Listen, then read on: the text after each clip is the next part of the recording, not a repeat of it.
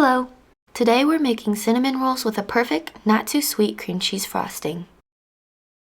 In a bowl, add 160 grams of warm milk, 30 grams of sugar, 1 egg, and 1 teaspoon of yeast.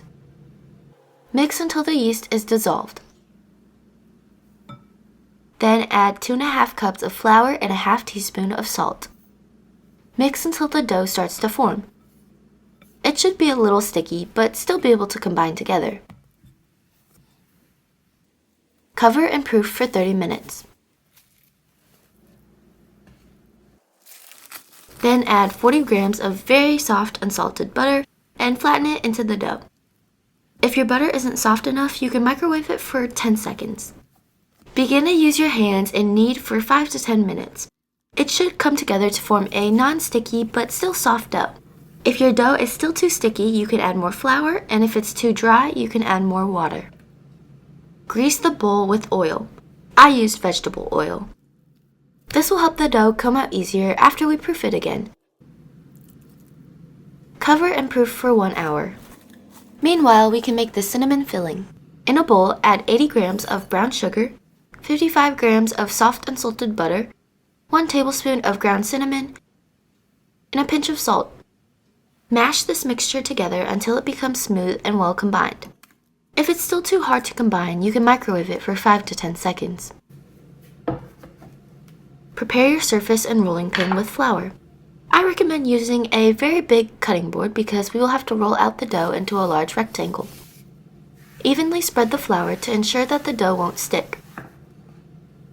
Then add the dough.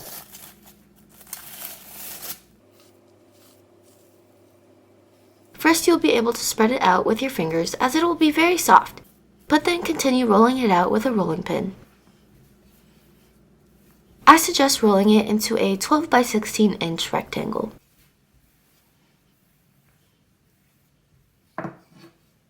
Then add the cinnamon mixture and evenly spread it across the whole surface.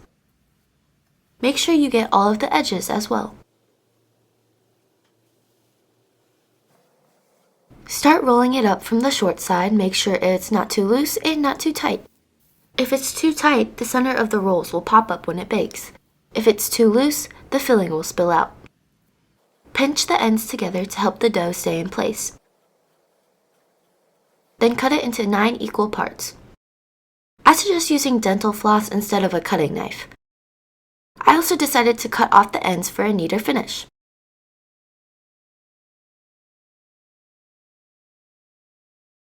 Then prepare a 9 by 9 inch baking pan lined with parchment paper. Mine was 8 by 8, but it doesn't really matter. After you add the rolls into the pan with at least ½ an inch of space in between them, cover and proof for another hour. Meanwhile, we can make the cream cheese frosting. In a bowl with 150 grams of soft cream cheese, take a whisk and mix the cream cheese until it gets to a smooth consistency.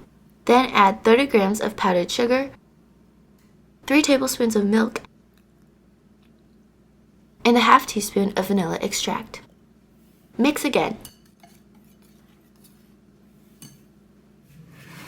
After the cinnamon rolls are done proofing, add about a tablespoon of heavy cream onto each roll. This will help the cinnamon rolls stay moist in the oven.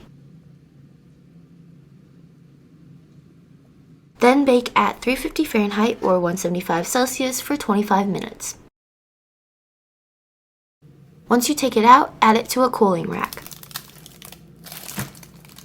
I added my cream cheese frosting into a piping bag just for a neater finish, but that step is not needed. Also be sure you put the frosting on when it's still warm. You should easily be able to pull apart the cinnamon rolls. Overall, I thought the cream cheese frosting was the perfect sweetness and perfectly balanced the cinnamon in the filling.